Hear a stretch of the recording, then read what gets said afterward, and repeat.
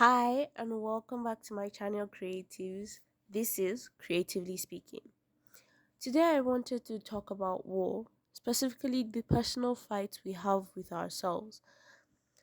See, war is an escalation of disagreement between two parties. It brings fear, it breeds stagnation. As the saying goes, when the elephants fight, the grass suffer. And I've been at war with myself.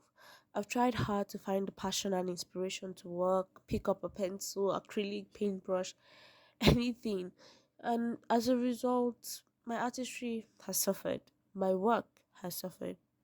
And it feels like it's these small battles within ourselves that snowball into larger conflict.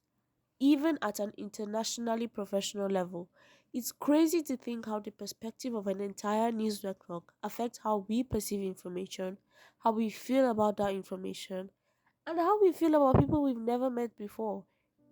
Someone says one thing here, another person says something somewhere else, and then someone in a room surrounded by scripts transmits it one way, while others edit context away. I mean, objectively speaking, you can never know everything about everything in any situation. That's just fact. Creatively speaking, though, we assign meaning to everything in our lives. Every stimulant has an interpretation, so to say. We engage in symbolic interactionalism by simply sitting up in bed in the morning. And that's fine. That's life. But we should become aware that we put ourselves in a bubble. And this bubble is surrounded by things we want to affirm about ourselves and for ourselves. That's okay too, but we need to realize it. Because if you don't, you think your worldview is the only worldview and the best worldview worldwide. And it's not. Everyone has a different philosophy and ideology, their own version of the truth. Everyone has a POV. What does any of this have to do with art though?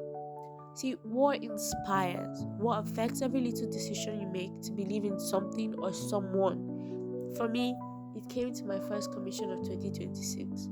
And there's no way to describe this feeling. Only about a year ago, I decided I wanted to take art as a serious job consideration. I decided to genuinely put myself out here and not just to get following, but real life clients that want my work in their lives. And with a supportive mentor, a good network of creatives at church, an old camera, a hope, and a dream, I posted. I took the advice and just posted. Now, a year later, I'm achieving that dream. That was my first war won. Along the way, I lost a lot of battles though. And by New Year's, I was seriously considering just giving it all up.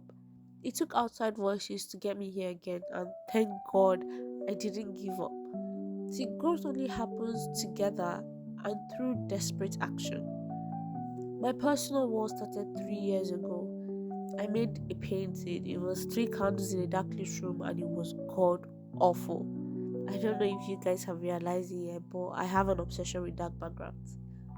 And since then, I've been afraid to draw candles. I've drawn everything: animals, faces, peoples, landscapes, cityscapes, mountains, everything.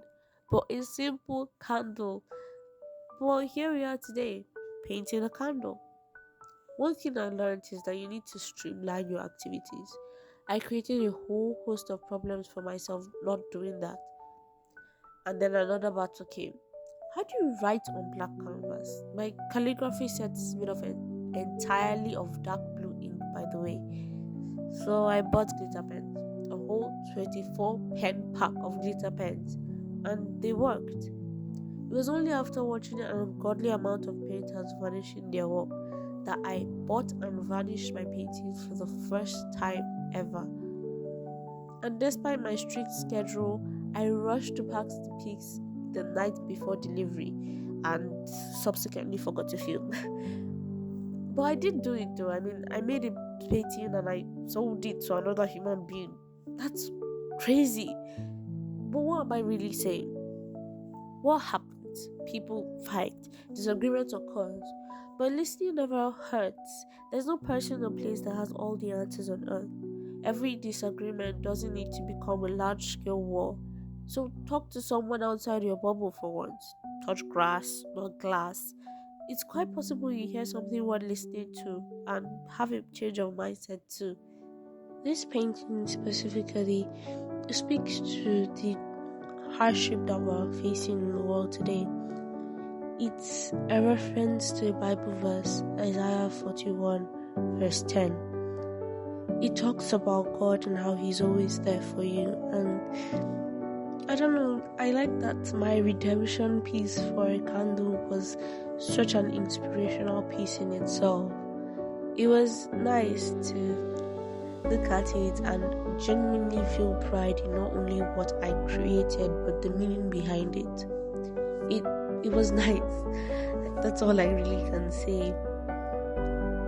As I'm finishing the piece, I have this sadness in my heart. It's over. What am I going to do next? And I decided that I would start on a bunch of different projects to try to get myself to where I want to be in the future. Like, for example, I've been relegating my portrait drawings for a really long time, and I decided that that's what I was going to start doing. So thank you for watching. Thank you for being a part of this journey. And thank you for waiting for the next video to come out, even though it took a ridiculous amount of time for it to get here. I hope that you'll be here for the next one. Bye bye.